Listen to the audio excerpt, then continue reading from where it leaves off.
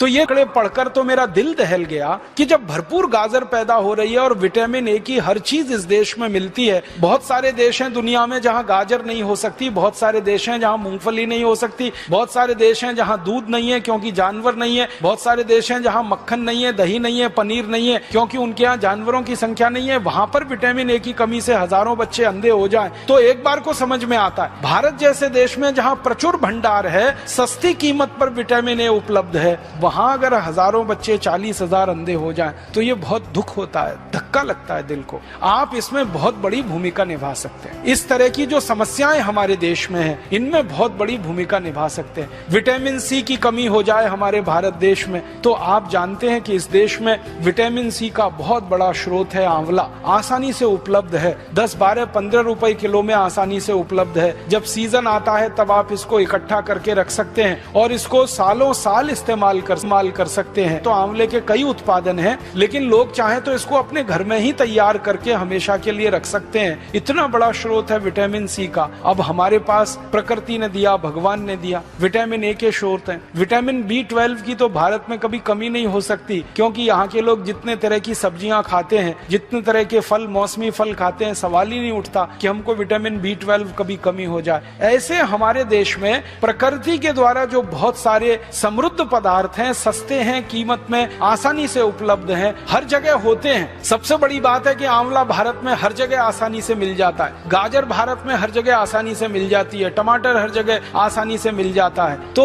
क्यों नहीं हम इनका हमारे मरीजों में, हमारे देश के साधारण नागरिकों में प्रचलन बढ़ाएं और इस प्रचलन को हमारे देश में जितना ज्यादा आप बढ़ा देंगे, हमारे मरीजों की फालतू दवाओं पर निर्भरता उतनी कम हो जाएगी। कैल्शियम की कमी के आपके पास जितने सारे मरीज आते हैं और आप उनको कैल्शियम के बहुत सारे स्रोत बताते हैं और आप भारत में बहुत सारी सस्ती चीजों से कैल्शियम को उपलब्ध करा सकते हैं। सबसे आसानी से कैल्शियम हमारे यहाँ उपलब्ध है चूने के पत्थर के रूप में, और चूने का पत्थर एक 50 पैसे का बाजार से खरीदो, पानी में डाल के उसको रखो तो इतना चूना बन जाता है कि साल, 2 साल, 5 साल, 10 साल हम बहुत आसानी से अपने कैल्शियम की पूरे परिवार की जरूरत कम कर सकते हैं। आप भारत के लोगों को एक छोटी सी बात कहिए, विनम्रता से मैं आपसे कहना चाहता हूँ, कुछ लोगों से कहिए कि कैल्शियम की कमी पूरी करनी है तो सेंडोज की गोलियां ले आते हैं। कैल्शियम सेंडोज की सैकड़ों रुपए की गोलियां आती हैं। बेचारा गरीब आदमी तो सोच के ही परेशान हो जाता है, फिर उसका खर्चा बहुत बढ़ जाता है। माताओं को अक्सर गर्भावस्था के समय में कैल्शियम की गोलियां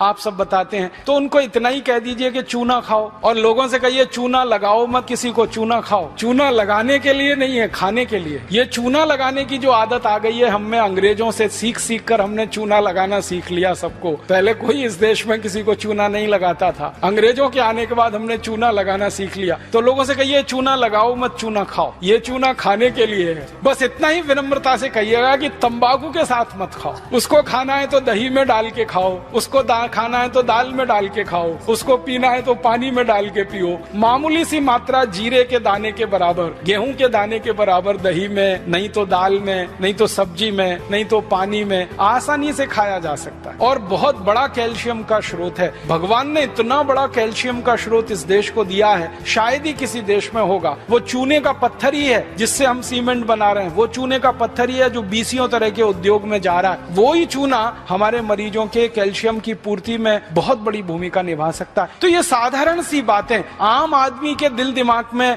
बहुत जल्दी बैठ जाती हैं, लेकिन आप कहेंगे तो ज्यादा अच्छे से। कोई दूसरा कहेगा ना तो कुतर्क करेगा, तुम क्या डॉक्टर हो, तुमको क्या मालूम है। लेकिन जब कोई डॉक्टर उसको कह रहा है तो बहुत गहराई से, एक तो परंपरा से आई हुई है बात, चूना उसके दादाजी खाते थे, दादाजी के दादाजी खाते थे, वो भी खाते थे, देखा है उसने, फिर आपने और जोड़ दिया उसमें कि ये कैल्शियम का सबसे बड़ा भंडार है, तो बात तो पक्की बैठ जाएगी उसके मन में। फिर वो अपनी जीवन शैली को इस तरह से बना लेगा कि सेंडोज की गोलियां खा खाकर करोड़ों रुपए एक विदेशी कंपनी को देना, क्योंकि आप जानते हैं सेंडोज जो है विदेशी कंपनी है, उसके करोड़ों रुपए का धंधा सिर्फ ये गोलियों का ही है। और ये धंधा हम भारतवासियों के अनजाने में, गैर जानकारी में हो रहा है। अगर ये जानकारी बढ़ जाए भारतवासियों की तो बहुत बड़ा काम आप सब मिलकर कर पाएंगे। तो मेरा एक ही विनम्र आपसे कहने का प्रयास है वो ये कि आप थोड़ा एजुकेशन, किसी भी पेशेंट को थोड़ी एजुकेशन दीजिए, थोड़ी शिक्षा दीजिए, सामान्य ज्ञान उसको बताते जाइए ताकि वो गंभीर बीमारियों से बचता रहे, अपने परिवार को भी बचाता रहे।